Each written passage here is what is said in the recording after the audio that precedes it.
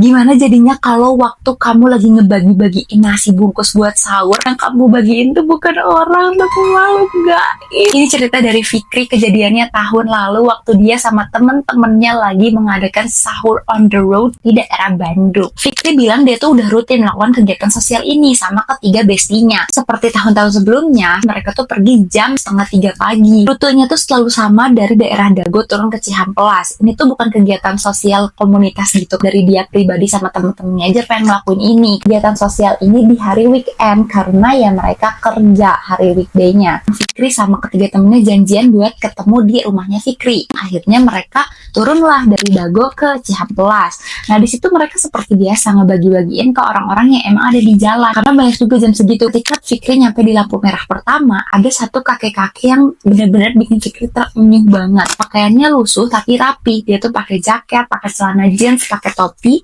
tapi lagi tiduran di trotoarnya cuy. Terus waktu dikasihin lah makanannya itu, si bapaknya tuh ngomong gini. Aduh,干嘛sih banyak? Saya udah nungguin ini dari tadi. Si bapaknya nerima makanannya dan Fikri pun pergi sama temen-temennya.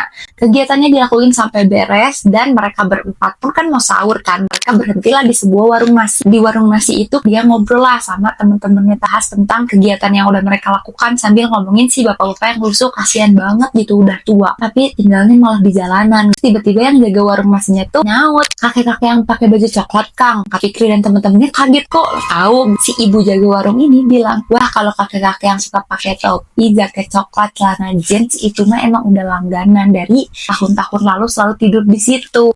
saya emang sudah langganan yang di situ ya, Bu. Si ibunya ini dengan datarnya bilang, iya tapi udah meninggal tahun lalu Kang. Dengan ekspresi si ibu yang datar, tapi Fikri sama temen-temennya kaget, udah meninggal. Temennya Fikri namanya Aji, dia bilang, tapi masa sih Bu, soalnya tadi si kakeknya itu bilang, makasih Kang, ini udah saya tungguin banget. Si ibunya itu dengan datar sambil dia nyiapin makanan, dia bilang, iya udah meninggal, tapi udah biasa aja kok, sering yang ditampakin si kakek itu. Kalau nggak percaya, cek lagi aja tuh lampu merah itu, pasti nggak ada. Penasaran nih, mau ngecek ke trotoar itu. Pas nyampe, ternyata di situ emang gak ada orang, tapi nasi bungkus yang Fikri kasih itu ada di situ guys. Dan yang bikin Fikri makin kaget lagi, minumannya udah habis, nasi bungkus udah habis. Ini kayak tinggal sisa bungkusannya doang. Tapi Fikri masih positif thinking. Setelah kegiatan sahur on the road beres, Fikri sama temen-temennya pulang dan Fikri tidur lah. Mimpinya si kakek tadi bilang ke Fikri, makasih ya Kang. Dari situ Fikri bangun, dia lebih kaget lagi karena di depan kasurnya dia persis ngelihat siluet kakek-kakek dengan baju coklat lagi nyata depan mata dia. Dari situ Fikri nggak kapok buat melakukan sahur on the road, cuma semoga nggak ketemu sosok-sosok satu mata lagi katanya. Kalau kamu punya cerita horor kirim ke sini, jangan lupa like, comment, and follow.